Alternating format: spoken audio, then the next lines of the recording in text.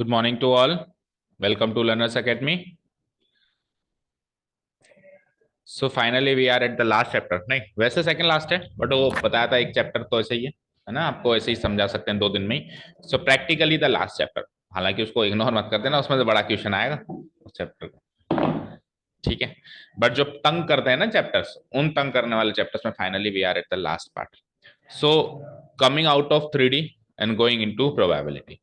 जैसा कि हम 9th 10th से पढ़ के आ रहे हैं और 11th में भी थोड़ा बहुत अगर आपने पढ़ा हो, तो probability is a chapter which is more of logic based, है ना. लॉजिक की बात ज्यादा करी जाती है यहाँ पे, मैथमेटिकल कैलकुलेशंस की बात इतनी ज्यादा नहीं करी जाती. हाँ होती है मैथ, क्योंकि मैथ्स पढ़ रहे हैं तो मैथमेटिकल मतलब लॉजिक को मैथ्स की टर्म्स में पढ़ रहे हैं एक तरीके से, है ना. सो chapter is all about logic, है ना. तो लॉजिकली सोचना पड़ेगा, लॉजिकली सोचना पड़ेगा. लॉजिकली सोचने का मतलब होता है तर्क वितर्क करके सोचना पड़ेगा, ऐसा हो तो ऐसा, ऐसा हो तो ऐसा. गणित कम लगानी पड़ेगी, कॉमन सेंस एंड लॉजिक ज्यादा लगाना पड़ेगा. ठीक है, फाइन, ओके. अब प्रोबेबिलिटी स्टार्ट करने से पहले प्रोबेबिलिटी रिवाइज करनी तो बहुत ज्यादा जरूरी है. सो कितने साल से प्रोबेबिलिटी पढ़ रहे हैं, मोटे तौर पे बात करें तो 3 साल, चौथा साल है अभी, 9th 10th 11th and 12th. तो जो हमने अभी तक प्रोबेबिलिटी सीखी है, सब चलो सबसे पहले डेफिनेशन की बात करें तो प्रोबेबिलिटी का मतलब क्या होता है? क्या? अनुमान, संभावना, है ना, ये बोलते हो आप. संभावना, पॉसिबिलिटी. और संभावना, पॉसिबिलिटी, प्रोबेबिलिटी, जो भी वर्ड हम नाम दे, इसको कैलकुलेट करना ही जो हमारा टॉपिक है. भाई इसको हम कुछ कैलकुलेट कर दें इसको, है ना. ऐसा नहीं कि सपोज करो मैंने कहा कि है ना, एक काम करो, ये वाला शेयर प्राइस खरीद लो. प्रैक्टिकली बात करते हैं, रियल वर्ल्ड, ये वाला शेयर प्राइस खरीद लो. तो तनिष ने कहा सर शेयर प्राइस के इतने रुपए बढ़ने के प्रोबेबिलिटी कितनी है? तो मैंने कहा अच्छी है. मैंने क्या कहा? अच्छी संभावना है. तो अच्छी संभावना वर्ड सुन के थोड़ा आप अपना पैसा लगा दोगे.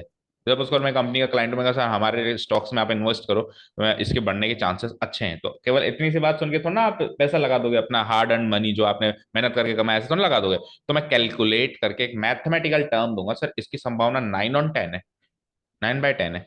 फिर आपको पता चलेगा 90% चांसेस हैं बढ़ने के. अब मैं केवल कह दूं अच्छी है, नहीं पार पड़ेगी ना. तो रिस्क लेने के लिए आपके पास एक मैथमेटिकल फिगर होना चाहिए. अच्छा बुरा वर्ड काम नहीं करता रियल वर्ल्ड में ना, आपको मैथमेटिकल टर्म्स में चाहिए कितना अच्छा कितना बुरा. तो उसको कैलकुलेट करने के लिए जो टॉपिक बना, that is what is called probability. अब बात करते हैं अप्रोचेस की. तो क्लास 9th क्लास 10th में कॉलम बना देता हूं, देखो क्लास 9th में जो हमने प्रोबेबिलिटी सीखी, आपको याद होनी चाहिए. कैसी सीखी थी, याद है? Experimental approach. कैसी सीखी थी? एक्सपेरिमेंटल अप्रोच, या प्रैक्टिकल अप्रोच भी कहते थे अपन उसको. एक्सपेरिमेंटल अप्रोच या फिर ऑब्लिक प्रैक्टिकल अप्रोच. ये सब मत लिखो, ये तो मैं आपको पुराने साल का रिवाइज करवा रहा हूं. ठीक है, क्लास 10th में हम आए. क्लास 10th में हमने जो प्रोबेबिलिटी सीखी, that was based on classical approach. That was based on classical या फिर theoretical, classical oblique theoretical approach. Approach मतलब किसी टॉपिक को पढ़ने का दृष्टिकोण कैसा है, किस तरीके से उसको पढ़ा जा रहा है ना, स्टडी किया जा रहा है, अप्रोच. क्लास 11th में हम आए और क्लास 11th में आते आते हमने जो प्रोबेबिलिटी सीखी, जो कि शायद सीखी नहीं, नहीं सीखी ना, सीखी क्या थोड़ा बहुत? सीखी, पता है मुझे, पढ़ी थी. बताओ कौन सी अप्रोच सीखी थी? ये तो नहीं पता. Axiomatic approach. क्या नाम है अप्रोच का? Axiomatic approach. और अभी क्लास 12th में हम फाइनली आ गए हैं. तो क्लास 12th में क्या क्या सीखेंगे उसकी बात फिर अभी स्टार्ट करेंगे तब बताएंगे ना. फाइनली इन तीनों को सीख के अपन फाइनली किस में आ गए हैं? Class 12th.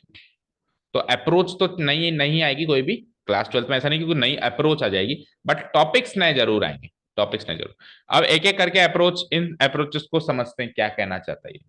तो पहले तो 9th एंड 10th का रिवीजन करवाता हूं मैं कि experimental approach and classical approach में क्या डिफरेंस. देखो, experimental approach is based on experiments, number of trials. For example मैंने कहा सिक्का उछालना है और हेड आने की संभावना क्या है, तो आप क्या कहोगे? बताओ हेड आने की संभावना क्या है? 1/2. ये आपने थ्योरेटिकल अप्रोच से कही. ये आपने किससे कही? Theory base. थ्योरी क्या थी आपके माइंड में, क्या थ्योरी थी? एक हेड होता है, दो कॉइन्स होते हैं, एक दो फेसेस होते हैं, एक हेड होता है, 1/2. यानी कि आपने जो आंसर कहा ना 1/2, नंबर ऑफ हेड्स आने की प्रोबेबिलिटी ऑफ अचीविंग हेड, जो आपने आंसर कहा probability of occurrence of head, P of H लिख दो हाल फिलहाल के लिए उसको, है ना. तो आपने कहा 1/2, तो ये फॉर्मूला बेस्ड था, ये थ्योरी बेस्ड था। क्या फॉर्मूला लगाया आपने? Number of favourable outcomes divided by number total number of outcomes. ऐसे ही किया आपने, ऐसे ही। अब आ जाओ एक्सपेरिमेंटल अप्रोच क्या कहती है। प्रैक्टिकल आदमी थ्योरेटिकल अप्रोच नहीं लगाता, प्रैक्टिकल अप्रोच लगाता है, एक्सपेरिमेंटल अप्रोच लगाता है। वो क्या करेगा? 10 बार सिक्का उछाल के देखेगा, number of trials. Let's say 10 में से 7 बार हेड आया, तो वो कहेगा सर 7/10, 1/2 नहीं। और कम आया तो कम कहेगा। एक्चुअल एक्सपेरिमेंट्स करके देखेगा, नंबर ऑफ ट्रायल्स करके देखेगा। तो वो तो होती है एक्सपेरिमेंटल अप्रोच, आप नंबर ऑफ ट्रायल्स करके देखो। और थ्योरेटिकल अप्रोच क्लासिकल जो 10th में सीखी थी वो थ्योरी बेस्ड होती है। जैसे डाइस उछाला, अब डाइस उछाला, एक आने की संभावना 1/6 है, दो आने की संभावना भी, सबके आने की 1/6, 1/6। लेकिन मैंने 10 बार ट्रायल किया तो मैंने देखा यार एक इसमें ना कुछ भी बात है, किसी भी कारण से वो नंबर ऑफ ट्रायल्स में से 10 में से मान लो 6 बार 1 आ रहा है, तो मैं क्या कह दूंगा? 1 आने की संभावना 6/10 है, 1/6 नहीं है। समझ गए? डिफरेंस समझ में आ गया दोनों का? तो it is based on number of trials, it is based on number of trials में आपके फेवरेबल आउटकम कितनी बार आया, है ना। It is based on, it is totally based on theory, है ना। एक्चुअली है क्या थ्योरी या फॉर्मूला बेस्ड? थ्योरी या फॉर्मूला बेस्ड। अब ये दोनों अप्रोचेस एक चीज का आंसर नहीं दे पाई, ये दोनों अप्रोचेस एक चीज का आंसर नहीं दे पाई। इवेंट के अंदर इवेंट, इवेंट के अंदर इवेंट, ये क्या होता है भला? देखो मैंने आपको कहा, ध्यान से सोचना, कि एक सिक्का उछालो, अगर हेड आए फिर से सिक्का उछालो दूसरा या वही, और टेल आए तो डाइस उछालो। अगर टेल आए तो फिर सिक्का मत उछालो, फिर क्या उछालो? डाइस उछालो। अब मैंने कहा हेड आने के चांसेस बताओ, तो हेड आने के चांसेस कब वाले? पहले वाले, बाद वाले? या मैंने कहा कि डाइस पे 3 आने के चांसेस बताओ, तो डाइस पे 3 आने के चांसेस बराबर कैसे होंगे? कि डाइस तो उछालूंगा ही तब जब टेल आया। लेट्स से अगर हेड आता तो डाइस उछालता क्या? उछालता ही नहीं। तो फिर अगर हेड आ गया तो फिर 3 आने के, डाइस पे 3 आने के चांसेस नील है। लेकिन अपन ऐसे थोड़ा कह सकते हैं कि डाइस पे 3 आने के चांसेस है ही नील, नहीं कर सकते ना। तो इवेंट के अंदर इवेंट जब अपन चलते हैं तो प्रोबेबिलिटी डिस्ट्रीब्यूट हो जाती है। क्या हो जाती है? जैसे कि सबसे पहले कॉइन है, तो हेड या टेल ऑप्शन है, बताओ हेड या टेल। अब अगर मैंने कहा कि अगर बेटा हेड आए तो फिर से कॉइन उछालो, तो अगेन ऑप्शन क्या है? हेड या टेल। और टेल आए तो क्या करो? डाइस उछालो। तो ऑप्शंस क्या है? 1 2 3 4 5 6। अब आप ऐसे नहीं कह सकते कि सर 3 आने के चांसेस तो निल है क्योंकि मेरा तो हेड आया था, तो मैंने तो डाइस उछाला ही नहीं। नहीं, आप क्या करोगे? प्रोबेबिलिटी डिस्ट्रीब्यूट करोगे। कैसे? पहले हाफ ऑफ प्रोबेबिलिटी डिस्ट्रीब्यूट हुई थ्योरी बेस पे, फिर हाफ अगेन 2 में डिस्ट्रीब्यूट होगी तो 1/4, 1/4, और हाफ फिर 6 में डिस्ट्रीब्यूट होगी तो 1/12, 1/12, 1/12, 1/12, 1/12 ईच हो जाएगी। और 1/12 ईच, यानी 1/12 को 6 बार प्लस करके फिर 1/4, 1/4 फिर प्लस करो तो ये वापस 1 देगा, चेक कर लेना, देगा। ठीक है। तो अब क्लास 11th क्या कहती है? क्लास 11th कहती है एक्सियोमेटिक अप्रोच लगाओ ना, आपको जो चाहिए उसकी अलग अलग प्रोबेबिलिटीज को जोड़ दो। जैसे आपको 3 चाहिए था ना, तो 3 की पर्टिकुलर प्रोबेबिलिटी 1/12 है, तो आंसर 1/12। मान लो मेरे को एक इवन नंबर चाहिए, तो इवन नंबर कितने हैं इसमें? 2 4 6। 2 की अलग जोड़ो, 4 की अलग जोड़ो, 6 की अलग जोड़ो। और इस अप्रोच से हमको एक बहुत बड़ा रिजल्ट मिला, पता है क्या? हमको एक बहुत बड़ा रिजल्ट मिला, अनलाइकली इवेंट्स की भी प्रोबेबिलिटी हम निकाल पाए। सारे के सारे इवेंट्स हमेशा लाइकली इवेंट्स थोड़ा होते हैं। लाइकली का मतलब क्या होता है? सबके बराबर के आने के चांसेस होते हैं, उसको कहते हैं इक्वली लाइकली। क्या कहते हैं? Equally likely. और बराबर चांसेस नहीं हो तो क्या कहते हैं? Unequally likely. जैसे कि यहाँ पे 3 का आना का चांसेस क्या इक्वली लाइकली थोड़ी ना, नहीं है। देखो हेड के आने के चांसेस 1/4 है और 3 के आने के 1/12 है, अलग अलग चांसेस हो गए ना। तो ये अनइक्वली लाइकली इवेंट्स है कि नहीं है? या फिर मान लो बायस्ड है, कोई डाइस बायस्ड है, वो इवन नंबर ज्यादा लाता है, ऑड नंबर कम लाता है। बायस समझते हो ना? उसमें कुछ भेद है, उसमें कुछ टेढ़ा मेढ़ा है वो, है ना। तो बायस्ड है तो उसका उसका आंसर, उसमें भी प्रोबेबिलिटी निकालने का आंसर हम एक्सियोमेटिक अप्रोच से ही दे सकते हैं, क्लासिकल या एक्सपेरिमेंटल से नहीं दे सकते। अनलाइकली इवेंट से उसके अंदर, समझ में? अच्छा, इवेंट एक्सपेरिमेंट क्या होता है तो पता है ना सब, मैं उस बात पे जा ही नहीं रहा हूँ कि इवेंट क्या होता है, सैंपल स्पेस क्या होता है, ये सब आपको पता होगा ना। ठीक है, समझ गए। सो एक्सियोमेटिक अप्रोच क्या कहता है? आपको जो चाहिए ना उसकी अलग निकाल लो, और जितने भी चाहिए ना उन सबकी जोड़ दो। आपको इवन नंबर चाहिए, इवन नंबर 3 है ना, 2 4 6, आप 2 की अलग निकालो, 4 की अलग निकालो, 6 की अलग जोड़ दो। क्यों? क्योंकि 2 की अलग हो सकती है, 4 की अलग से इक्वली लाइकली इवेंट्स है ही नहीं मेरे पास। रियल वर्ल्ड में इक्वली लाइकली इवेंट्स नहीं होते हैं, थ्योरेटिकल वर्ल्ड में इक्वली लाइकली इवेंट्स होते हैं, रियल वर्ल्ड में प्रैक्टिकल में इक्वली लाइकली इवेंट्स नहीं होते हैं। तो इक्वली लाइकली इवेंट्स नहीं है, तो आप एक एक इवेंट की अलग अलग निकालो, एक एक आउटकम की अलग अलग निकालो, सिंगल सिंगल, और फिर जो जो आपको चाहिए ना उन सबको ऐड करके आप फाइनल प्रोबेबिलिटी पे पहुंचो। This is what is called axiomatic approach. Axiomatic approach का एक आंसर, एक उदाहरण मैं दे सकता हूं, इसको डिलीट कर दूं मैं, इस वाले एग्जाम्पल को। लेट्स से कि मैंने एक कॉइन उछाला, अच्छा एक नहीं 3 कॉइन उछाले, क्या एक्सियोमेटिक का ही दे रहा हूं, अभी जो मैं एग्जांपल दे रहा हूं एक्सियोमेटिक अप्रोच का ही एग्जांपल दे रहा हूं। देखो लेट्स से मैंने एक कॉइन को 3 बार उछाला, थ्रोइंग अ कॉइन 3 टाइम्स। और एक चीज और सुनना बेटा, एक कॉइन को 3 बार उछालना और 3 कॉइन्स को साइमल्टेनियसली एक बार उछालना एक ही बात होती है। फिर से सुनो, एक कॉइन को 3 बार उछालना, एक ही कॉइन है मेरे पास, उछाला आंसर देखा, उसको नोट कर लिया एक जगह, फिर वापस उछाला फिर आंसर देख लिया नोट कर लिया, इस एक्सपेरिमेंट को। और थ्रोइंग 3 कॉइन साइमल्टेनियसली, इस एक्सपेरिमेंट का जो सैंपल स्पेस बनेगा सेम होगा, दोनों को सेम ही एक्सपेरिमेंट मान के चलेंगे, ठीक है। Okay, so throwing a coin 3 times कह दूं या थ्रोइंग 3 कॉइन साइमल्टेनियसली कह दूं, एक ही बात है। तो खुशी टेल मी इसका सैंपल स्पेस क्या बनेगा। इतना तो हम 10th में भी करके आए थे या 11th में भी किया होगा आपने। एक कोइन को हम 3 बार उछालें तो क्या क्या पॉसिबल आउटकम, सैंपल स्पेस समझते हो क्या होता है, सैंपल स्पेस तो समझते हो, सारे पॉसिबल आउटकम्स को एक सेट में कन्वर्ट,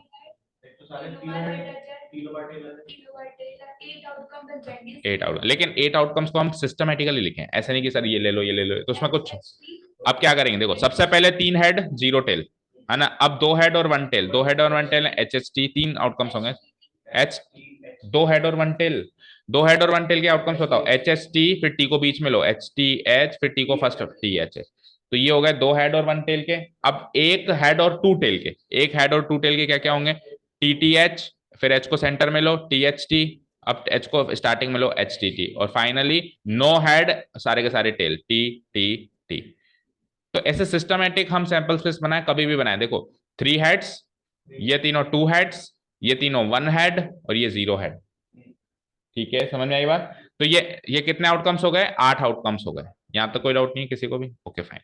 अब सुनना ध्यान से, मैंने कहा कि कम से कम एक हेड आए इसके चांसेस बताओ, कम से कम एक हेड आए उसके, ध्यान से सुनना, कम से कम probability of occurrence of at least 1 head, short में भी लिख सकता हूं, एटलीस्ट 1 हेड लिख दिया मैंने, एटलीस्ट 1 हेड लिख दिया, इक्वल टू क्या होगी ये मैंने आपसे पूछा। तो जो क्लासिकल अप्रोच होती है, देखो एक्सपेरिमेंटल अप्रोच में तो सीधे सीधे कह देगा मैंने कॉइन को इतनी बार उछाला था, इतना ये होता है इतना ये हुआ था, अगर ऐसी इन्फॉर्मेशन गिवन है तो समझ लेना क्लास 9 वाली अप्रोच है। वैसे क्लास 9 वाली अप्रोच है प्रैक्टिकल, लेकिन क्लास 9 तक ही सीमित रहती है, 10th 11th में अपन थ्योरी बेस्ड अप्रोचेस को ज्यादा यूज करते हैं ना, तो उसको तो उधर ही भूल जाओ। अब आते हैं 10th पे, तो 10th पे अगर ये क्वेश्चन करते या किया भी था हमने, तो इसका आंसर क्या लिखा था, 7/8, क्योंकि एक हेड इसमें भी एटलीस्ट, एक इसमें भी एक इसमें भी, केवल लास्ट में एक भी हेड नहीं है, तो 7/8 आपने आंसर लिखा था। अब 11th में कैसे किया, अभी 12th की तो शुरू ही नहीं किया मैंने, याद रखना। 11th में इस क्वेश्चन को कैसे किया आपने, आपने देखा कि ये सारे के सारे आउटकम्स इक्वली लाइकली हैं, तो सबकी प्रोबेबिलिटी 1/8 है, बोलो, है ना, है ना, 1/8 1/8 1/8 1/8 1/8 1/8 1/8। तो अगर मुझे एटलीस्ट 1 हेड चाहिए, तो जहां जहां पे एक एक हेड है उन सबकी प्रोबेबिलिटी को ऐड कर दो, तो 1/8 1/8 1/8 1/8 7 बार ऐड कर दो, तो आंसर तो ये आएगा 1/8 1/8 1/8 1/8, 1 2 3 4 5 6। कोई कहेगी सर इससे फायदा क्या हुआ, ऐसे सवाल आ रहा होगा ना मन में, इससे फायदा ये हुआ कि ये इक्वली लाइकली आउटकम्स थे, कल को अगर इनमें से कोई आउटकम अनइक्वली लाइकली होता, मतलब मान लो इस पर्टिकुलर इस आउटकम के आने के चांसेस ज्यादा हैं बाकी सबके मुकाबले, तो अगर मैं थ्योरेटिकल अप्रोच से चलता तो मैं तो वही 7/8 कर देता, मुझे क्या पता उसमें 7 में से एक आउटकम ऐसा है जिसके चांसेस ज्यादा है, मान लो उसकी चांसेस 3/8 है, तो एक्सियोमेटिक अप्रोच से करेक्ट कंक्लूजन पे पहुंचते, फिर इसके अगर ज्यादा है तो किसी एक के कम भी रहे होंगे, तभी टोटल प्रोबेबिलिटी का सम तो बन ही आएगा ना। मान लो इनमें से कोई एक आध इवेंट इम्पॉसिबल है, इम्पॉसिबल इवेंट क्या होता है, जो हो ही नहीं सकता, मान लो कि कुछ भी ऐसी कंडीशन है ये दोनों हो ही नहीं सकते, ये दोनों हो ही नहीं सकते, तो अब क्या होगा, अब किसी के बढ़ गए होंगे चांसेस उसके हो नहीं सकते, तो क्योंकि प्रोबेबिलिटी का सम तो बनाएगा, तो एक्सियोमेटिक अप्रोच से आप अलग अलग इवेंट्स को, आउटकम्स को, प्रोबेबिलिटी को जोड़ देते हो ना, तो उससे क्या हो जाता है, अनइक्वली लाइकली इवेंट्स की भी प्रोबेबिलिटी हम बता पाते हैं, it is what is called axiomatic approach. अच्छा एक देन और है एक्सियोमेटिक अप्रोच की, पता है क्या, एक दिन और है, पता है क्या, कॉमा बोले तो प्लस होता है। अगर प्रोबेबिलिटी की दुनिया में दो इवेंट्स या दो आउटकम्स के बीच में कॉमा लगा हुआ है ना, कॉमा, तो कॉमा का मतलब होता है और। कॉमा का मतलब क्या होता है, और। भाई सैंपल स्पेस का मतलब है या तो ये होगा या तो ये, सारे थोड़ा होंगे, ये आठों के आठों थोड़ा होंगे। आपने एक तीन कॉइन को एक बार ही तो उछाला है, तो उनमें से एक आउटकम इनमें से होगा ना। तो कोई कहेगा यार सर या तो ये हुआ होगा या ये हुआ होगा या ये हुआ होगा, या तो या आ रहा है। तो या का मतलब होता है प्रोबेबिलिटी की दुनिया में कॉमा, और प्रोबेबिलिटी में जब उसको कन्वर्ट करते हैं तो प्रोबेबिलिटी कॉमा के केस में प्लस हो जाती है। ठीक है ना, या फिर यूं कह सकता हूं, और लिखा हुआ हो तो प्रोबेबिलिटी प्लस हो जाती है। और अभी आगे सीखेंगे, अभी सेकेंड एक्सरसाइज के उसमें मल्टीप्लीकेशन थ्योरम आएगी, एंड के केस में गुणा हो जाती है। एंड के केस में क्या हो जाती है, प्रोबेबिलिटीज मल्टीप्लाई हो जाती हैं, और के केस में क्या हो जाती है, प्लस। और अभी कॉमा कॉमा कॉमा कॉमा लगा हुआ है, तो कॉमा कॉमा का मतलब यहाँ पे और ही है, तो इसीलिए यहाँ पे देखो plus plus plus plus plus हो गया, हो गया, हो गया। अगर इनके बीच में एंड होता तो फिर प्रोबेबिलिटीज के बीच में मल्टीप्लाई का साइन होता। तो ये अप्रोच, ये एक्जियोमेट्रिक अप्रोच की देन है, ये बताना कि कॉमा का मतलब और होता है, और में अपन प्रोबेबिलिटीज को ऐड करते हैं। सारी बातें क्लियर है, बोलो। अभी तक मैंने क्लास 12 की प्रोबेबिलिटी स्टार्ट भी नहीं करी, अब स्टार्ट कर दूं, कर दूं बेटा? ठीक है, कर दूं डिलीट इसको। तो क्लास 12 में जो सबसे पहली प्रोबेबिलिटी हम सीखेंगे उसका नाम है conditional probability. This is the first topic of your class 12। यहां से क्लास 12 की आपकी गणित प्रोबेबिलिटी शुरू हो जाती है। अब कंडीशनल प्रोबेबिलिटी क्या है इसकी बात करूं, ठीक है ना। So welcome to class 12 of your probability. तो प्रोबेबिलिटी की दुनिया का क्लास 12 कहता है कि कंडीशनल प्रोबेबिलिटी सीखो पहले, तो फिर बात करेंगे आगे की। कंडीशनल प्रोबेबिलिटी नाम क्या है, कंडीशनल। कंडीशनल, कंडीशनल का मतलब क्या होता है, what do you understand by conditional? जो किसी कंडीशन पे बेस्ड हो, शर्त। कंडीशनल मतलब शर्त, शर्त, एक शर्त रख दूं मैं। मैंने कहा कि खुशी, कल आप चैप्टर नंबर 3 लर्न करके आओगे, क्या चांसेस हैं? तो खुशी ने कहा सर 50% चांसेस, मेरे को और भी कोई काम है, लर्न करके भी आ जाऊं नहीं भी करके आऊं। मैंने शर्त रख दी, खुशी करके आओगे तो एक चॉकलेट दूंगा। खुशी ने कहा सर 80% चांसेस है करके आने के।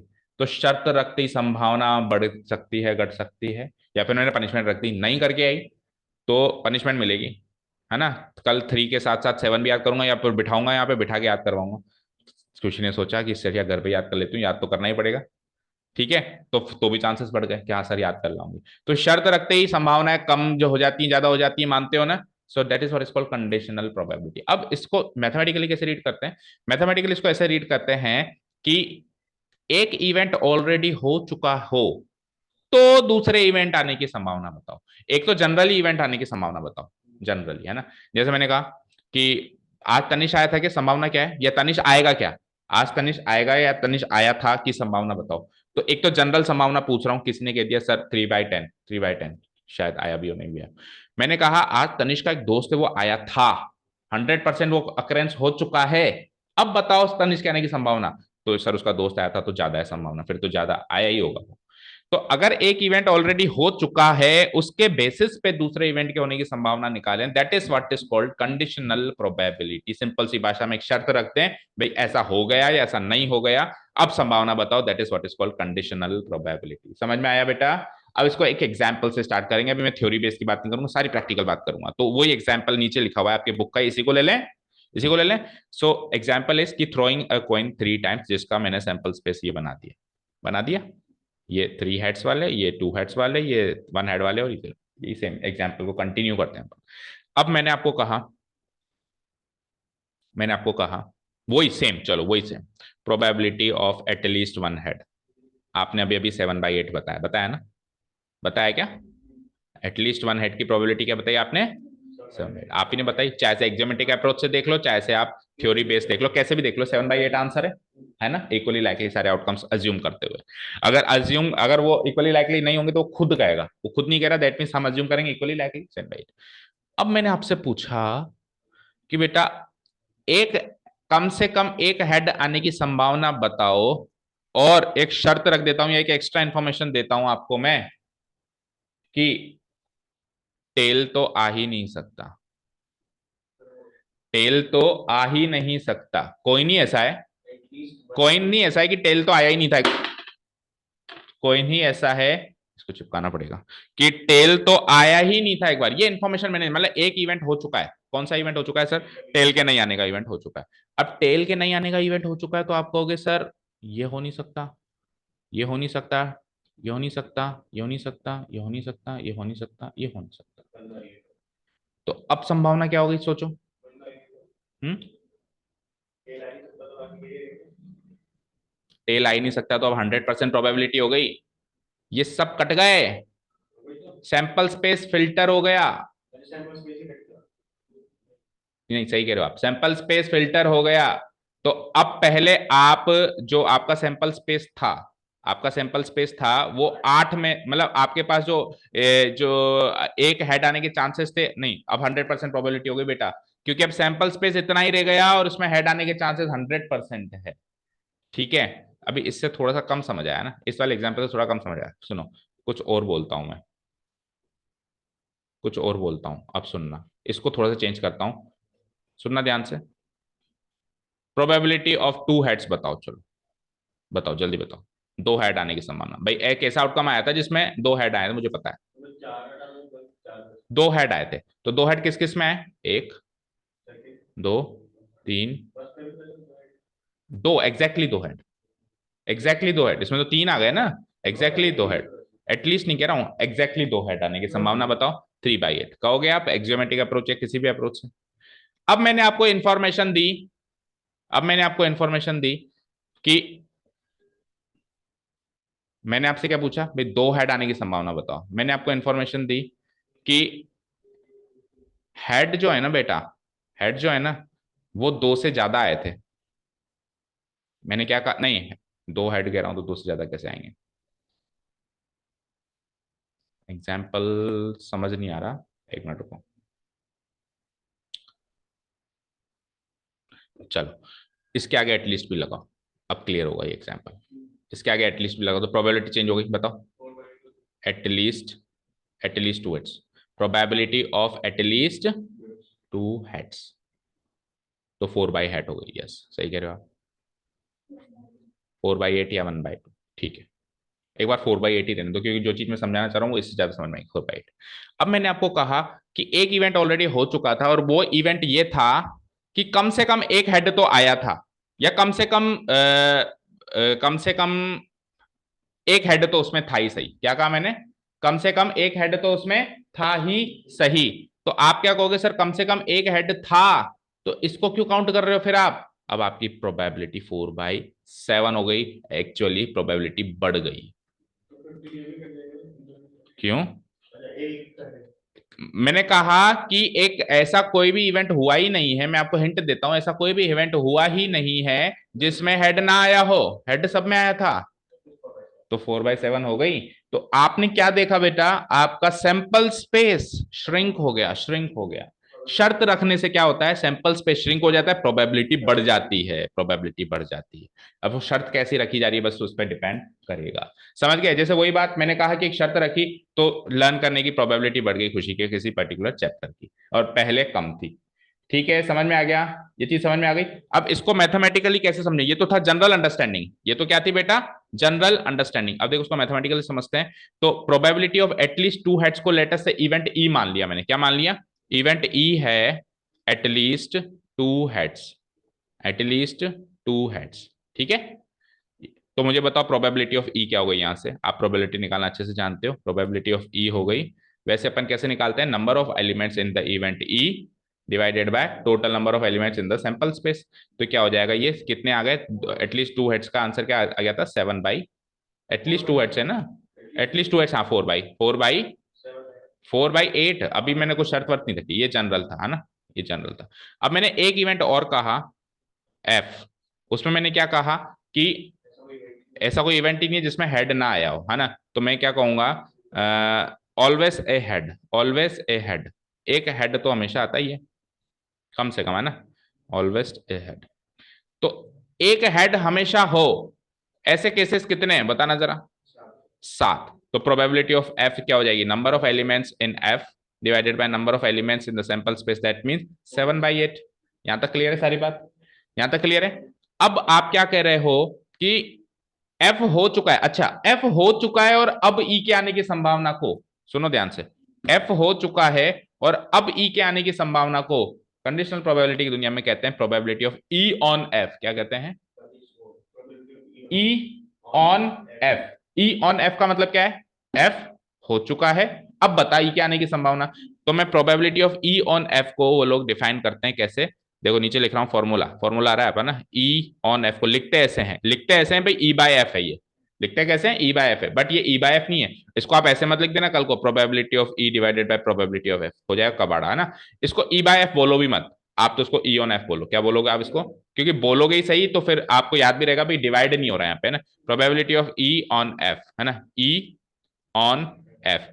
इसका आंसर उन्होंने दिया, आप एक काम करो, ई इंटरसेक्शन एफ की प्रोबेबिलिटी निकाल लो और प्रोबेबिलिटी ऑफ एफ से डिवाइड करा दो, दैट्स इट। अब ई इंटरसेक्शन एफ की प्रोबेबिलिटी निकालने के लिए ई इंटरसेक्शन एफ इवेंट भी बनाना पड़ेगा। अब ई इंटरसेक्शन एफ मतलब सेट बनाना पड़ेगा, तो मुझे बताओ सेट ई के अंदर कौन कौन से एलिमेंट्स थे? चार कौन कौन से एलिमेंट्स थे? एक, दो, तीन,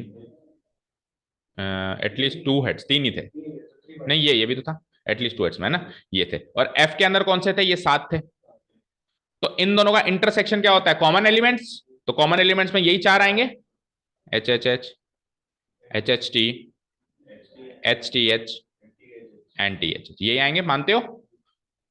तो अगर इसमें चार एलिमेंट्स है तो इसकी प्रोबेबिलिटी क्या हो जाएगी? Probability of E intersection F क्या हो जाएगी? Number of elements in the set E intersection F divided by number of elements in the sample space. क्या हो जाएगी बोलो?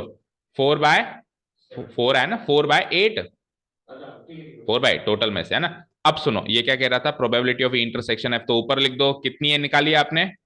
4/8 divided by probability of F नीचे रख दो, कितनी निकाली आपने? 7/8, 8 से 8 कट के आंसर इज 4/7। बताओ क्या नहीं समझ में आया? पूरा ध्यान से देखो खुशी, और मुझे बताओ क्या नहीं समझ में आया, नहीं तो फिर मैं अगला क्वेश्चन मैं करूंगा।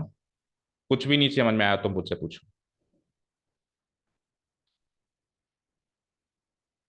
यानी कि जिस चीज की प्रोबेबिलिटी पूछ रहा है उसका तो कोई रोल ही नहीं है, इसका तो कोई रोल ही नहीं है। दो प्रोबेबिलिटी चाहिए, एक तो इंटरसेक्शन एफ की प्रोबेबिलिटी चाहिए और एफ की प्रोबेबिलिटी चाहिए। अब देखो जब मैं केवल और केवल ई इंटरसेक्शन एफ कहता हूं, ई इंटरसेक्शन एफ या ई या एफ को दो चीजों से आप रिलेट करना, एक तो सेट और एक इवेंट, एक तो सेट और एक इवेंट। तो जब मैं इसको सेट कहूंगा, जब मैं इसको सेट कहूंगा तो ये सेट के एलिमेंट्स है, ठीक है। और जब मैं इवेंट्स कहूंगा तो ये वो घटनाएं हैं जो हो सकती हैं। प्रोबेबिलिटी की दुनिया में इवेंट को भी सेट मानना पड़ता है और सेट के एलिमेंट्स मानना पड़ता है। तो ई इंटरसेक्शन एफ एक सेट है, बताओ, है ना। तो इस सेट के ये एलिमेंट्स हैं, कितने हैं? चार, ठीक है ना। और एन लगने का मतलब क्या हो जाता है कि उस सेट के एलिमेंट्स की संख्या बताना। तो ई इंटरसेक्शन एफ में संख्या कितनी है? चार, और टोटल सैंपल स्पेस में संख्या कितनी है? 8। समझ आया क्या? बोलो खुशी, अच्छे से समझ में आ गया? ठीक है, तो मैं अगला क्वेश्चन करूं, ठीक है। तो मैं एक जी इवेंट कह रहा हूं आपको, दोनों सुनना ध्यान से, और जी इवेंट की डेफिनेशन दे देता हूं मैं। ऑलवेज ए हेड कहा था ना मैंने, ऑलवेज ए हेड। अब मैं कह रहा हूं एटलीस्ट वन हेड। क्या कह रहा हूं? At least one head. अब बताओ ई ऑन जी की प्रोबेबिलिटी। भाई जी हो चुका है, मैंने आपको हिंट दिया है कि जी तो हो चुका है, अब बताओ ई की प्रोबेबिलिटी, ई ऑन जी, यानी कि I want to ask probability of E on G कैसे निकले। एक हेड तो ऑलरेडी आ चुका है, ये चीज मैंने हिंट दे दिया। एक हिंट देना मतलब शर्त रखना, एक हिंट देना, मैंने कहा कि कम से कम दो हेड आने की संभावना बताओ। एक हिंट दूं, एक हिंट दूं, कम से कम एक हेड तो आया था, ये हिंट दे दिया हमने। तो अब बताओ संभावना, वैसे तो दो हेड आने की संभावना कोई भी 4/8 बोलेगा, है ना, लेकिन एक हिंट दे दिया कि कम से कम एक हेड तो आया था। तो कौन सा जो इवेंट है, कौन सा जो एलिमेंट है जो फिल्टर हो गया, कम से कम एक हेड तो आया था। तो एक्चुअली एफ और जी इवेंट सेम बना दिया मैंने ऑलवेज ए हेड और एटलीस्ट वन हेड तो सेम ही बना दिया हमने, ऑलवेज ए हेड और एटलीस्ट वन हेड मैंने सेम बना दिया। तो कुछ चेंज करें, एटलीस्ट वन टेल कर दूं, अच्छा कम से कम एक टेल तो आया था, ठीक है चलो ये ट्राई करते हैं, as you wish. Always at least one tail. अब सोचो, अब मैंने क्या कहा कि कम से कम एक टेल तो आया ही था, तो कम से कम एक टेल आया था, तो कौन सा जो केस है वो फिल्टर हो गया? एक भी टेल, एक भी टेल नहीं आया हो ना, एक एक भी टेल नहीं आया, एक हमेशा एक टेल आया था, तो गया कौन सा केस जिसमें एक भी टेल नहीं आया था, यानी एच एच एच चला गया, तो वही 7 हो गई। तो आंसर अभी भी क्या आ जाएगा मेरा? 4/7 आ जाएगा। नहीं, 4/7 क्यों होगा? ऊपर से भी तो कम हो गया एक, ऊपर से भी तो कम हो गया भाई, एच एच एच कट गया। अब आप देखो, चलो आप मैथमेटिकली सॉल्व करो उसको। आप जी इवेंट बनाओ, आप क्या बनाओ? जी इवेंट के सैंपल पॉइंट्स बताओ मुझे, कम से कम एक टेल के सैंपल पॉइंट्स बताओ, कौन कौन से आएंगे? 7 आएंगे, बोलो। ठीक है, तो अब ई इंटरसेक्शन जी बताओ, जैसे ई इंटरसेक्शन एफ बताया था आपने, तो अब मुझे क्या बताएंगे आप? ई इंटरसेक्शन जी। तो ई इंटरसेक्शन जी में, इंटरसेक्शन का मतलब समझ में आता है ना, दोनों के कॉमन पॉइंट्स। तो ई में तो ये 4 हैं, 1 2 3 4, और जी में ये 7 हैं, तो इन दोनों का इंटरसेक्शन कितने एलिमेंट्स है? 3 एलिमेंट्स है मेरे पास, H H T, H T H, T H H, fine. ठीक है, इम्प्लाइज, तो यहां से probability of E intersection G आ जाएगा, number of elements in the E intersection G divided by number of elements in the sample space.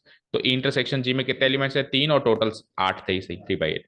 अब आप निकालोगे प्रोबेबिलिटी ऑफ ई ऑन जी, मतलब आपको ई ऑन जी की प्रोबेबिलिटी चाहिए, तो आपको दो प्रोबेबिलिटी चाहिए, एक तो ई इंटरसेक्शन जी की प्रोबेबिलिटी चाहिए, और एक जी की प्रोबेबिलिटी, नीचे वाले की तो चाहिए ही चाहिए, जो इवेंट हो चुका है उसकी तो चाहिए ही चाहिए, और दोनों के इंटरसेक्शन की प्रोबेबिलिटी। तो आप सिंपल से उसमें ना अपने सैंपल पॉइंट्स डाल दो, इंटरसेक्शन निकाल लो और सॉल्व कर लो। तो probability of E on G is equal to probability of E intersection G divided by probability of G. तो इंटरसेक्शन जी की प्रोबेबिलिटी क्या थी? 3/8, और इसकी क्या थी? जी की, केवल जी की प्रोबेबिलिटी क्या थी? एटलीस्ट वन टेल की प्रोबेबिलिटी लिखना भूल गया अपन, क्या थी? 7/8। तो 7/8, सो आंसर इज 3/7।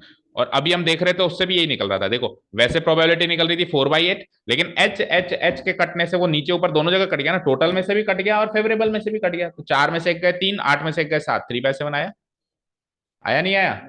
देखो, जनरल अंडरस्टैंडिंग से भी कई बार ये सॉल्व हो जाती है। इधर देखो, मैं अगर केवल आपसे ये पूछता एटलीस्ट 2 हेड्स, तो आप ये 4 आंसर देते हैं, 4/8 देते, क्या देते? 4/8।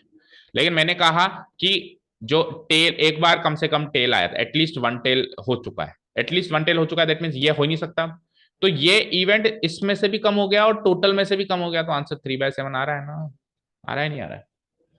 ऐसा तो नहीं टोटल में से ही कम करेंगे, फेवरेबल में से भी तो कम हुआ ना, कि वो तो हुआ ही नहीं ना, वो तो हो ही नहीं सकता ना, क्योंकि कम से कम एक टेल तो आया ही था। समझ गए? तो इस तरीके की शर्तें रखी जाएंगी, हमको सैंपल स्पेस को श्रिंक करना पड़ेगा, नया सैंपल स्पेस सोचना पड़ेगा, एक तरीके से जो नीचे रखा हुआ है सैंपल स्पेस वो छोटा हो जाता है, या यूं कहूं इंटरसेक्शन करना पड़ेगा बाय फॉर्मूला बेस। चलो तो ठीक है, समझ में आया? चलो तो अब कंडीशनल प्रोबेबिलिटी की थ्योरी थ्योरी लिख लो, ताकि कल हम कंडीशनल प्रोबेबिलिटी की एक्सरसाइज कर सकते हैं, बिल्कुल कर सकते हैं ना? ठीक है, और बाकी अंडरस्टैंडिंग फिर एक एक करके क्वेश्चन आएगा तो करेंगे, ठीक है? चलो जी, तो प्रोबेबिलिटी की जनरल डेफिनेशन की बात करते हैं, जनरल की टर्म्स की बात करते हैं। सबसे पहले सैंपल स्पेस क्या होता है? The set of all the possible outcomes of a random अच्छा, रैंडम का मतलब क्या होता है? एक्सपेरिमेंट तो समझ के कोई भी एक्टिविटी का करके देखना अपने को, लेकिन रैंडम का मतलब क्या होता है? Without planning. रैंडम का मतलब क्या होता है? विदाउट प्लानिंग, हिंदी में कहते हैं अल्टप्पे, अल्टप्पा। जैसे मान लो मेरे को एक चिट उठानी है, तो मैंने ऐसे प्लानिंग नहीं करी, सपोज मुझे कॉइन उठाना है, तो कॉइन में ऐसे नहीं देख रहा हूँ यार कोई कॉइन बाइस तो नहीं है, कोई टेढ़ा तो नहीं है, ऐसे मैं फील कर रहा हूँ उंगली से, या फिर मैं सोच रहा हूँ कि यार ये गर्म तो नहीं है, गर्म ठंडे भी होते हैं आजकल, ऐसे लॉटरी सिस्टम है ना, मैंने अल्टप्पे उठा लिया without planning, so that is what is called randomly picking up a coin और एनीथिंग। ठीक है ना? The set of all the possible outcomes of a random experiment. Event space क्या होता है? सैंपल स्पेस का मतलब तो होता है सारे के सारे पॉसिबल आउटकम्स डाल दिए मैंने, और इवेंट स्पेस का मतलब होता है पर्टिकुलर जिस इवेंट की बात हो रही है ना बेटा, उसी के आउटकम्स डाले। जैसे मैंने अभी अभी आपको कहा एटलीस्ट 2 हेड्स, तो इवेंट स्पेस क्या बनेगा? एच एच एच, जो भी बनेगा, H H T, H H H, H H T, H T H and T H H, ये इवेंट स्पेस है, इवेंट ई का। डिफरेंस समझ में आया? सैंपल स्पेस मतलब उसका सेट, और इवेंट स्पेस मतलब जिस इवेंट की बात हो रही है उसके पॉसिबल आउटकम्स का सेट। ठीक है, डन? लिखो डेफिनेशन ये दोनों।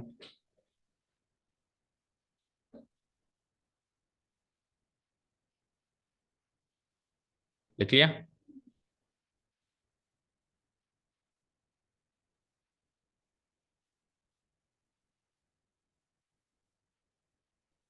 और इवेंट स्पेस की जब बात करेंगे तो इवेंट की जो जनरल स्टार्टिंग होती है, हम वैसे एबीसी किसे करते थे, अभी क्लास 12th में ये ई से स्टार्ट ज्यादा होती है। इवन मतलब कंडीशनल प्रोबेबिलिटी की बात करें तो ई में ज्यादा चलती है, वो एफ में कम चलती है। Okay, you all have come without planning. कोई टॉपिक डिस्कशन नहीं हुआ, बैठो अब। किसी ने कहा ही नहीं, कल कोई मैसेज नहीं है ग्रुप में। मैंने कहा था मुझे स्लाइड शो निकालना पड़ेगा या फिर नोट्स निकालने पड़ेंगे, सिखाने के लिए कुछ मैटर तो चाहिए ना। तो आप विदाउट प्लानिंग आए, और ना तो कोई रिप्लाई था, ना किसी पर्सनल बच्चे ने बात करी कल शाम को क्या करना है क्या नहीं करना। तुम्हारी प्रोबेबिलिटी जीरो है। अच्छा, the probability that we will understand probability in this class is 100% when you are here. Okay, when you are here at Learners Academy, so the probability of understanding probability is 100%. I cannot say any other place about any other place, है ना? ठीक है। हाँ जी, तो अब बैठो, अभी discuss करेंगे आपको क्या करना है। हाँ जी, the set of all favourable outcomes to a particular given event क्या हो जाता है, इवेंट स्पेस हो जाता है। यहां तक क्लियर है? सैंपल स्पेस, इवेंट स्पेस, ये की टर्म्स है ना। अभी तक प्रोबेबिलिटी का अपन रिवीजन कर रहे थे। अब किसी भी प्रोबेबिलिटी इवेंट की प्रोबेबिलिटी हम कैसे निकालते हैं, उसके पॉसिबल नंबर ऑफ आउटकम्स को टोटल नंबर ऑफ आउटकम्स से डिवाइड करके, है ना। ये सीखा था अपन ने क्लास 10th की क्लासिकल अप्रोच या थियोरेटिकल अप्रोच अपन कहते थे इसको, ना। क्लास 10th की अप्रोच ही फिर आगे कंटिन्यू करी थी अपन। एक्सपेरिमेंटल अप्रोच तो अपन ने छोड़ दी थी क्लास 9th में, नंबर ऑफ ट्रायल्स वाली अप्रोच छोड़ दी थी। यहां तक क्लियर है? तो ये तो probability as a general definition बता दी। अच्छा, किसी भी इवेंट के आगे एन लग जाए, एन मतलब number of outcomes in that set, या number of possible outcomes, favourable outcomes. ठीक है, क्लास 10th में अपन पता है क्या बोलते थे, ऐसे लंबा सारा बोलते थे। आपको याद है क्लास 10th का formula? Number of outcomes favourable to event E, event A divided by total number of outcome. अब 11th में जब हम आए तो 11th में हमने उसी भाषा को शॉर्ट कर दिया। 11th में भाषा का नाम हो गया number of elements in the set A divided by total number of elements in universal set. Universal set मतलब सैंपल स्पेस, है ना। क्योंकि 11th में आते आते हम सेट की भाषा सीख गए, तो इसलिए अपन ने वो फेवरेबल एवरेबल हटा के और शॉर्ट में फॉर्मूला बना दिया एन ऑफ ए। इसको रीड कैसे करेंगे? एन ऑफ ए मतलब ए सेट के number of elements divided by N of S, total number of elements in the sample space. ठीक है, अब conditional probability. So the probability of the occurrence of an event E. Conditional probability से और आगे के concept के लिए आपके जो जनरल जो लेटर मिलेगा इवेंट के लिए, वो मिलेगा ई और एफ। क्या मिलेगा? ई और एफ। वैसे एबीसी चलता था क्लास 10th तक या 11th तक, अभी ई और एफ की बात करेंगे ना। सो क्या लिखा है, पढ़ो। The probability of the occurrence, the probability of the occurrence of an event ई। किसी ई नाम के इवेंट की होने की संभावना, प्रोवाइडेड दैट का मतलब आपको एक इंफॉर्मेशन मिल गई कि इवेंट एफ ऑलरेडी हो चुका है। इसको कहते हैं कंडीशनल प्रोबेबिलिटी। और इसको रीड कैसे करते हैं? Conditional probability of E on F. E on F. याद रखना, पहले जिस लेटर का नाम लिया है संभावना तो अभी भी उसी की बता रहे हो आप। दूसरा तो 100% हो चुका है, उसकी संभावना नहीं बता रहे हो आप। ठीक है, पर दूसरा हो चुका है, अब पहले की संभावना क्या है? हाँ, इसको कहते हैं कंडीशनल प्रोबेब। भाई कोई कहे कि probability of E on F में आप संभावना एफ की बता रहे हो या ई की बता रहे हो? प्रोबेबिलिटी तो आप ई की बता रहे हो, बस एफ हो चुका है इसका हमको नॉलेज है, इसकी हमको 100% गारंटी कि एफ ऑलरेडी अकर हो चुका है। डन? डन। अब इसका फॉर्मूला कैसे बना? Probability of E on F लिख दिया पहले तो मैंने, इसका जनरल नोटेशन। ठीक है ना। और मैथमेटिकली अपन लिखते ऐसे हैं ई डिवाइडेड बाई एफ, लेकिन मैं बता चुका हूं ये डिवाइड नहीं है ना। इसको रीड कैसे करते हैं? नोटेशन है, लिखने का केवल क्या है? तरीका है ना। इसको कैसे रीड करते हैं? ई ऑन एफ।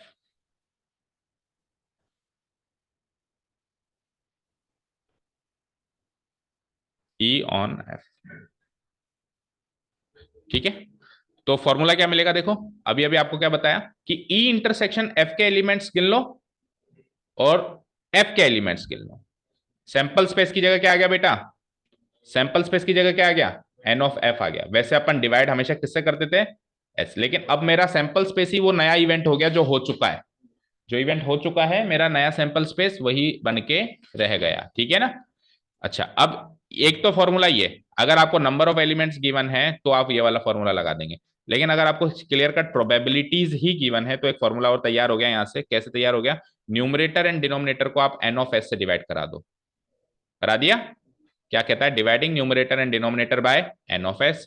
तो डिवाइड कराया मैंने, तो probability of E on F में देखो क्या हो गया, number of elements in E intersection F था वो भी इससे डिवाइड हो गया, ये भी। अब पर्टिकुलर इसकी बात करूं तो ये probability of E intersection F है ना, ई इंटरसेक्शन एफ है, और पर्टिकुलरली इसकी बात करूं तो ये प्रोबेबिलिटी ऑफ एफ है ना।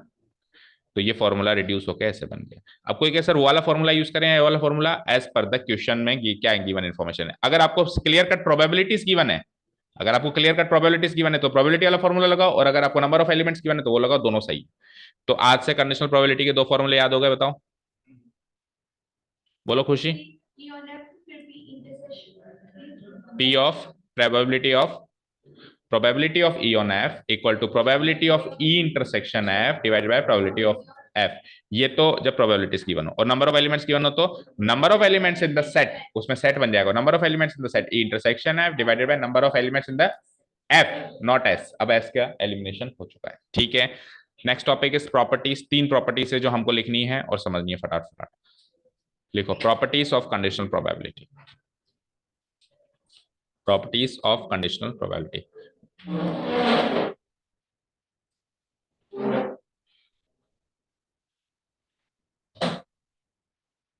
लिख लिया? ठीक है। पहली प्रॉपर्टी, और काफी इजी प्रॉपर्टी, पहली प्रॉपर्टी में दो केस हैं, एक एफ ऑन एफ और एक एस ऑन एफ। तो एफ ऑन एफ और एस ऑन एफ दोनों की प्रोबेबिलिटी वन होती है। अब कैसे होती है वो सोचते हैं, पहले तो एक बार कॉमन सेंस से सोचते हैं। एफ ऑन एफ और एस ऑन एफ दोनों की प्रोबेबिलिटी क्या होती है? वन होती है, ठीक है। कैसे? ध्यान से सोचने, कंडीशन मैंने कहा कि संभावना बताओ आज खुशी चैप्टर 3 लर्न करके आई है, तो कुछ भी संभावना हो सकती है। मैंने कहा एक हिंट दूं, मैंने कहा दे दो। मैंने कहा हिंट ये है कि खुशी चैप्टर 3 लर्न करके आई है। अब बताओ संभावना कि खुशी चैप्टर 3 लर्न करके आई है 100%। तो जो इवेंट ऑलरेडी अकर हो चुका है वो वही हिंट के रूप में मिल जाए और वापस उसी की प्रोबेबिलिटी पूछे तो वन आएगी, प्रोबेबिलिटी नहीं आएगी, 100% आएगी, नहीं आएगी। F on F, F on F मतलब एफ हो चुका है ऑलरेडी, एफ हो चुका है ऑलरेडी, क्या हुआ, एफ हो चुका है ऑलरेडी, और वापस अब एफ के आने की संभावना हम बताते हैं, एफ ऑन एफ। समझ में आई बात? ठीक है। अब इसको हम मैथमेटिकली कैसे करेंगे, देखो ये तो बात थी अंडरस्टैंडिंग की, ये तो बात थी किसने कहा सर मैथमेटिकली प्रूव कर सकते हो कि आपके एफ ऑन एफ वन होता है? बिल्कुल प्रूव कर सकते हैं। एफ ऑन एफ की डेफिनेशन क्या होती है? अगर यहाँ पे ई होता बताओ तो ये ई इंटरसेक्शन एफ होता, लेकिन यहाँ पे एफ है तो एफ इंटरसेक्शन एफ होगा, और खुद का खुद से इंटरसेक्शन करेंगे तो खुद ही आएगा। इंटरसेक्शन मतलब कॉमन एलिमेंट्स निकालना, तो ऊपर भी प्रोबेबिलिटी ऑफ एफ आ गई, नीचे भी आ गई, सेम सेम नंबर से डिवाइड करेंगे तो बना जाएगा। ये हो गया इसका प्रूफ। और दूसरी चीज एस ऑन एफ भी बनाएगी। एस ऑन एफ का मतलब क्या है? एस प्रोबेबिलिटी ऑफ एस क्या होती है, मतलब सैंपल स्पेस की प्रोबेबिलिटी क्या होती है? हमेशा वन होती है भाई। एस का मतलब है सारे के सारे एलिमेंट्स ले लिए मैंने, सारे के सारे मैंने एलिमेंट्स ले लिए, ठीक है। फॉर एग्जाम्पल मेरे पास एक ब्लू पेन, एक रेड पेन और एक ब्लैक पेन, ठीक है। तो मैं अगर ऐसे पूछता हूँ ब्लू पेन की संभावना बताओ, कुछ प्रोबेबिलिटी है, ग्रीन पेन की बताओ, या मेरे पास मान लो नंबर ऑफ पेन्स है, 8-10 ग्रीन पेन्स हैं, 5-7 मेरे पास ब्लू पेन्स हैं, 7-8 मेरे पास रेड पेन्स है, तो फेवरेबल डिवाइडेड बाय करके आप अलग अलग प्रोबेबिलिटीज निकाल सकते हो। लेकिन मैंने कहा संभावना बताओ कि मैंने जब हाथ डाला तो एक पेन निकला, तो है ही उसमें सारे पेन, तो पेन ही निकलेगा, सांप थोड़ा निकलेगा जादूगर थोड़ा कि पेन को सांप बना दूंगा। तो ये होती है सैंपल स्पेस की प्रोबेबिलिटी पूछ रहा है, यानी सैंपल स्पेस के सारे एलिमेंट्स, तो वन आती है उसकी प्रोबेबिलिटी, क्या आती है? वन आती है। तो अब मैंने अगर कोई हिंट भी दे दिया तो भी वन ही आएगी, वैसे भी वन ही थी ना भाई। एस ऑन एफ का मतलब है एफ इवेंट होने का हिंट दे दिया, अब बताओ, तो प्रोबेबिलिटी ऑफ ऐसी ही वन थी, तो अब हिंट कुछ भी दे लो आप, उसी सैंपल स्पेस से एसोसिएटेड एक हिंट दोगे। जैसे हिंट दे दिया मैंने कि किसी भी एक पेन की संभावना बताओ, और हिंट दे रहा हूँ रेड पेन निकला था तो अभी भी वन है। अब मैं हिंट दे दूं ब्लू पेन निकला था तो भी वन है, क्योंकि कोई भी एक पेन ही तो निकालना है। समझ गए? ठीक है। तो दो प्रॉपर्टी, इस प्रॉपर्टी में दो पॉइंट्स याद रखने हैं, एफ ऑन एफ वन होती है, एफ मतलब कोई भी इवेंट है यहाँ पे, और एस ऑन एफ भी वन होती है। इसका मैथमेटिकल प्रूफ देखो, एस इंटरसेक्शन एफ करोगे और नीचे एफ करोगे, तो अब इंटरसेक्शन में हमेशा छोटा सेट निकलता है, यूनियन में हमेशा जनरली बड़ा सेट निकलता है, क्योंकि इंटरसेक्शन में अपन कॉमन एलिमेंट्स निकालते हैं। तो एस और एफ में से छोटा कौन है? एफ है।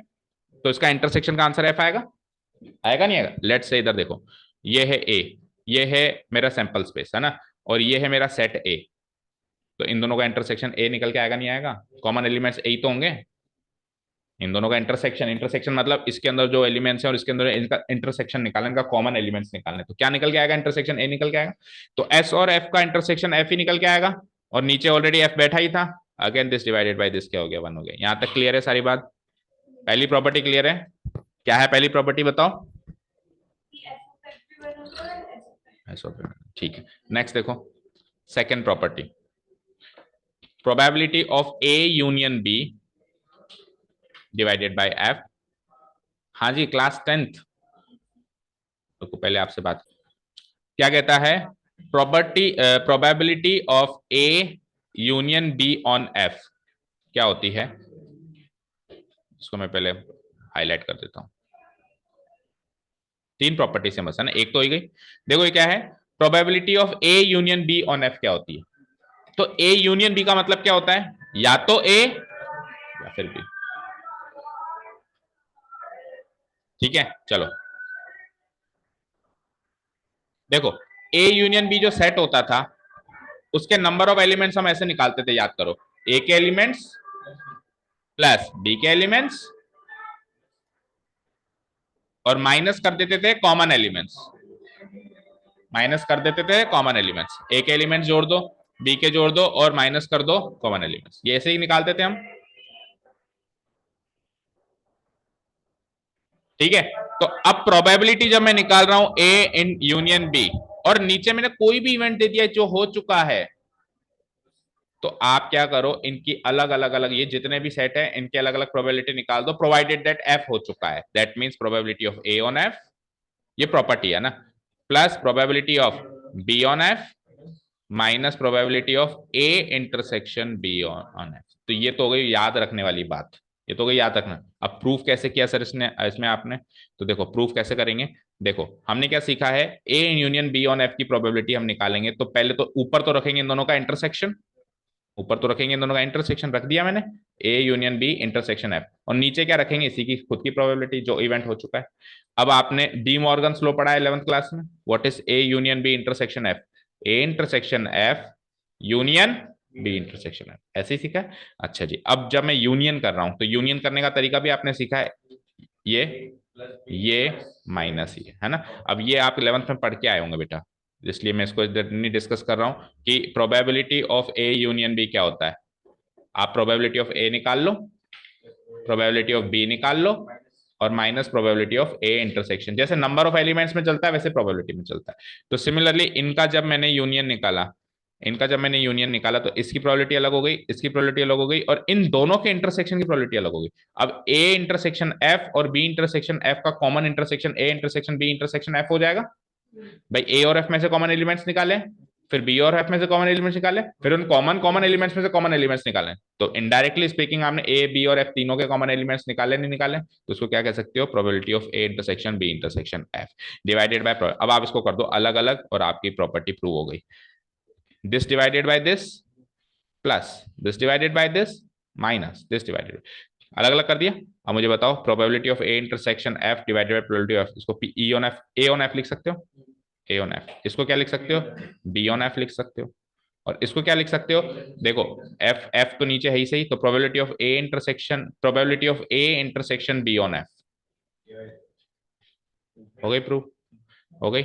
सो ये हो गई second property, probability of A on F, probability of B on F minus probability of A intersection. अच्छा स्पेशल केस, स्पेशल केस क्या होता है? जब इंटरसेक्शन ही नल हो, नल मतलब जीरो, इंटरसेक्शन नल हो। लेट्स से कि हाँ, लेट्स से ये है ए, ये है बी, ये है ए, ये है बी, और दूसरा केस है जिसमें ए और बी अलग अलग है। पहले तो बताओ दोनों केसेस में डिफरेंस क्या है?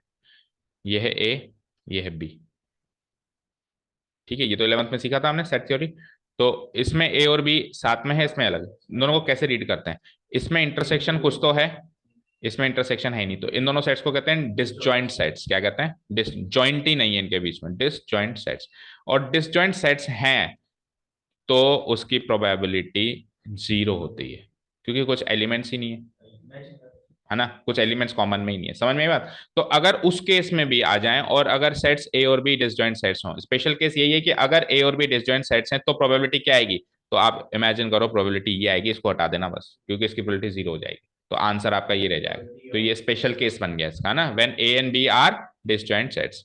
When A and B are disjoint sets, disjoint sets करने का मतलब है, सेट नोटेशन क्या होता है, फाइ। सेट नोटेशन क्या होता है, फाइ, और नंबर ऑफ एलिमेंट्स, ये तो एक नंबर है, तो नंबर ऑफ एलिमेंट्स कितने हो गए, जीरो। तो नंबर ऑफ एलिमेंट्स जीरो है या फिर सेट नोटेशन फाइ है। इस केस में A union B on F क्या हो जाएगा, A on F plus B on F, that's it. किसी ने कहा probability of B union C on F बताओ, तो आप क्या कर दोगे, probability of B on F C on F, provided that B और सी डिस्जॉइंट है, ठीक है। अब तीसरी और सबसे सरल प्रॉपर्टी, कॉम्प्लीमेंट ऑफ सेट निकालते थे अपन।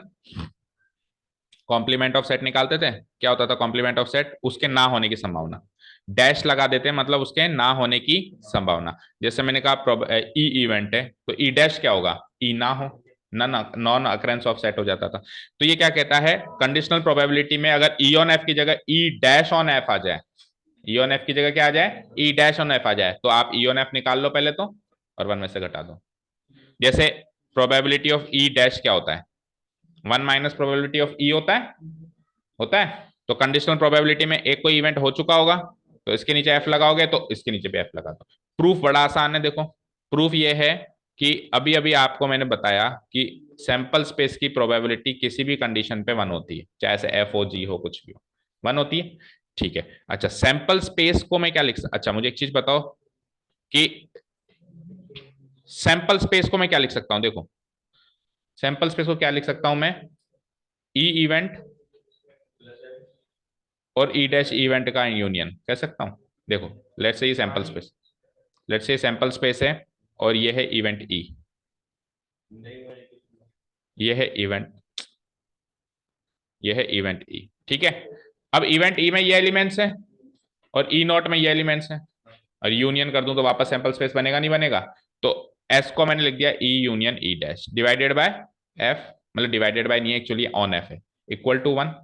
अब अभी अभी मैंने आपको बताया यूनियन, अच्छा इन दोनों में कोई भी इंटरसेक्शन नहीं है, ई सेट और ई डैश दोनों डिस्टेंट होंगे ही होंगे ना, ई डैश में बाहर के एलिमेंट्स हैं, ई में अंदर के एलिमेंट्स, उनमें कुछ कॉमन नहीं हो सकता है ना।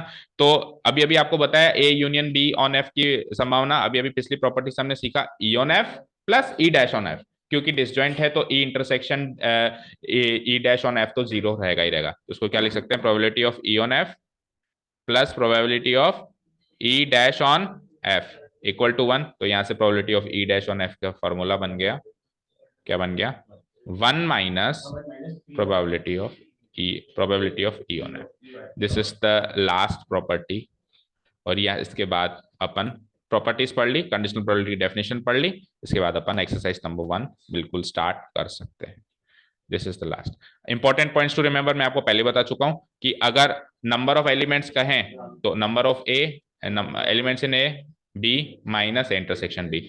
और प्रोबेबिलिटी की बात करें तो सिमिलरली प्रोबेबिलिटी भी वैसे ही चलती है, 11th के रिवीजन है एक्चुअली, ये 11th का रिवीजन है कि probability of A plus probability of B, मतलब सेट थ्योरी को प्रोबेबिलिटी में एक्सटेंड कर सकते हैं अपन इस यूनियन वाली डेफिनेशन से, ठीक है। और इस साल नया क्या सीखा, देखो ये क्लास 11th में सीखा कि यहां से यहां आ सकते हैं। अब क्लास 12th में इससे आगे क्या सीखा, इससे आगे ये सीखा कि इसके नीचे एफ आ जाए तो इसके नीचे भी एफ आ जाएगा, इसके नीचे भी एफ आ जाएगा, इसके नीचे भी एफ आ जाएगा, ये नई कंडीशनल प्रॉपर्टी। बताओ तीन प्रॉपर्टीज फटाफट फटाफट। पहली प्रॉपर्टी इसको क्लोज कर देते हैं, एफ ऑन एफ और एस ऑन एफ वन होती है, पहली प्रॉपर्टी। दूसरी प्रॉपर्टी ये यूनियन वाली, हाँ बताओ क्या होती है, on F A on F plus B on F A intersection B on F. अगर वो जीरो है तो फिर इन दोनों का ऐड, अगर वो डिसजॉइंट है, कहीं से भी हिंट मिल जाए और भी डिसजॉइंट है तो फिर वो जीरो हो जाएगी। Third and the last E dash on F की संभावना होती है one minus E on F, probability of. ये तीन प्रॉपर्टीज याद हो गई, कंडीशनल प्रोबेबिलिटी समझ में आ गई। चलो कल एक्सरसाइज स्टार्ट करेंगे। Thank you so much for listening to us, have a nice day, keep learning and